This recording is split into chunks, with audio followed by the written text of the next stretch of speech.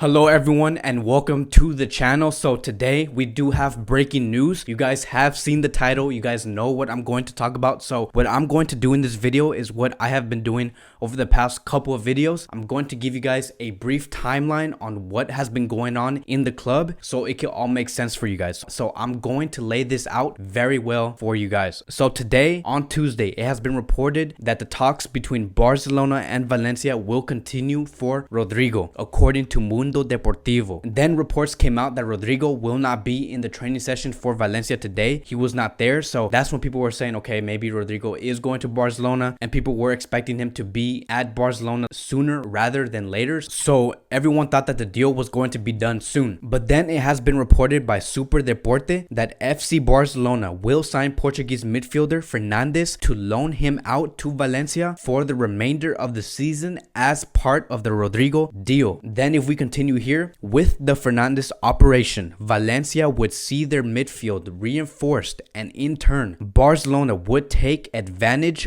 of the opportunity to sign one of the most talented players in Europe. So Fernandes has been a player that has been greatly admired by Manchester United. The fans love him, the club wants him, and they have been wanting him for the past couple of months. So everyone at Manchester United were expecting his return to the Old Trafford. So when this news broke out, a lot of people were shocked. And let me tell you guys why. I'm going to explain very well on what Barcelona was trying to do in this operation. So just imagine signing a player only to loan him out to Valencia in order to sweeten the deal for Valencia to let go of Rodrigo. That has never been heard of, and it was very strange. It was smart but strange. And so just to make it very detailed for you guys, Barcelona wanted to sign Fernandes, bring him in, and then loan him to Valencia. Then Valencia can have their midfield reinforced. Then that will make Valencia give Rodrigo to FC Barcelona for the remaining of the 6 months. Once those 6 months were done, Rodrigo would go back to Valencia and Barcelona would bring Fernandes back in to FC Barcelona in the summer of 2020. That is the only reason why Barcelona wanted to bring Fernandes in, was to loan him out to Valencia. So just imagine that type of treatment to the player and that type of treatment to Manchester United. And so I just want to give you guys a little bit of context on what Fernandes did bring to his team. Over the past 3 seasons, he has been doing very well as an attacking midfielder. He scored 20 goals in 33 games. Provided 13 assists in 33 games, and then we can see in this season he has 8 goals and 7 assists in 17 games. So for a couple of hours it did start to look like that this deal was going to go through. We're like, wow, like Barcelona was really trying to pull this deal off. But then a couple of hours later, Alfred Martinez did report that Manchester United were to make a bid of 55 million euros plus 25 million in variables, because now that Manchester United are very well aware on what's going on between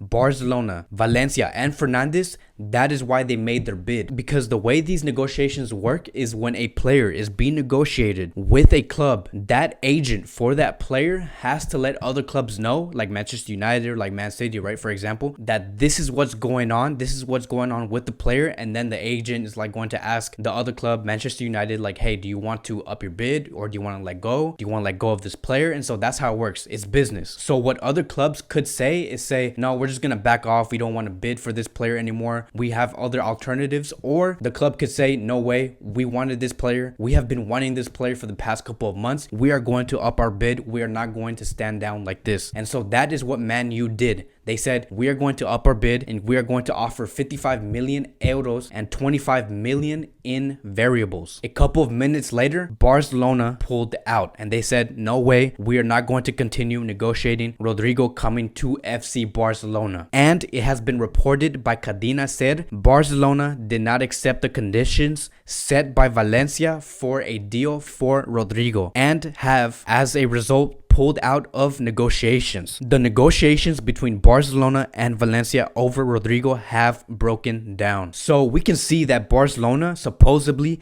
did not accept the conditions from Valencia, but the only reason why I wanted to bring out this report of Manchester United taking out this bid for Fernandes is because I believe that Barcelona got intimidated by that bid and say, hey, look, we're not going to waste our time to bring this player to FC Barcelona. This is only going to waste our time. And Barcelona wants to move fast. Barcelona is looking for a replacement for Luis Suarez like now. They want it within the next 48 to 72 hours. So that is why they immediately pulled out from this operation. They said, we don't want Rodrigo no more. If it's going to get this complicated, we are going to look for other alternatives. And that is why they pulled out. Now, is it official that Barcelona pulled away from this operation for Rodrigo because of Manchester United? No, it's not confirmed. This is my speculation. This is what I believe. But that is because it only makes sense because a couple of minutes later, after Man U made that bid, Barcelona pulled out. And again, it just makes sense because Barcelona wants to move fast. It has been reported by multiple reports saying that Barcelona is looking for a replacement as soon as possible. So that is why Barcelona is acting fast. And so no, I don't think it is a coincidence. This is how negotiations work.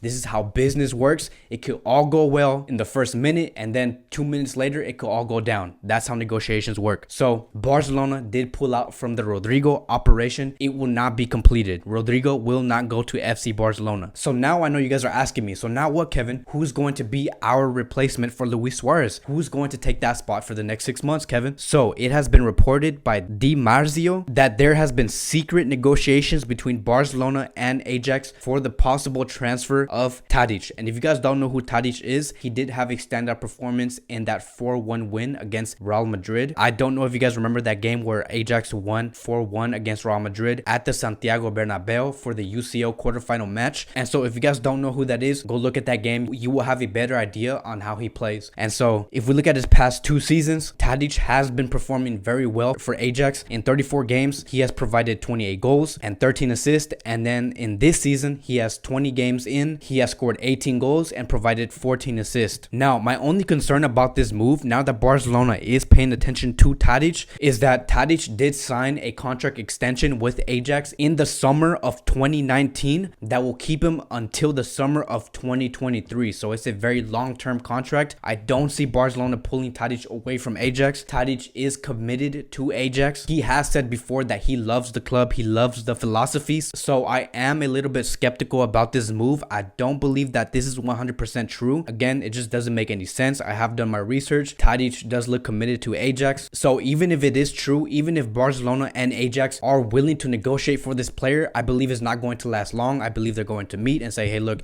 this is what's going on. This is what we have. And then Barcelona is going to say, okay, no, never mind. So I believe this operation is going to end very quick. And then Barcelona is going to look for another alternative within the next 12 hours or something. And there has been reports coming out from Ajax that Tadic is not going to leave Ajax 110%. So it's a very 50-50. We're going to have to wait and see how this all unfolds within the next 12 to 24 hours for the Tadic transfer to FC Barcelona. In my opinion, I don't think it's going to happen because of the reports coming out saying that he's not coming, and because Tadic did sign a contract extension with Ajax that will keep him until the summer of 2023. And you almost begin to question, seeing all these player options to replace Suarez, I really hope Quique Setién does have some say in this transfer window, because right now it looks like Barcelona is just looking anywhere to sign a replacement. So I suggest them to be very careful on who they sign. I believe that the board should be working very closely with Quique Setién, because the last thing I want Quique Setién to have is to be thrown a lot of players and then Quique Setién will have another problem in his hands. So if the club is going to make bids to these players, I insist for the club, the board, to let Quique Setién know what they're going to do beforehand. So what we know now, final conclusion, Rodrigo will not be going to FC Barcelona, and right now we are just waiting on the final conclusion of what's going to happen between Tadic,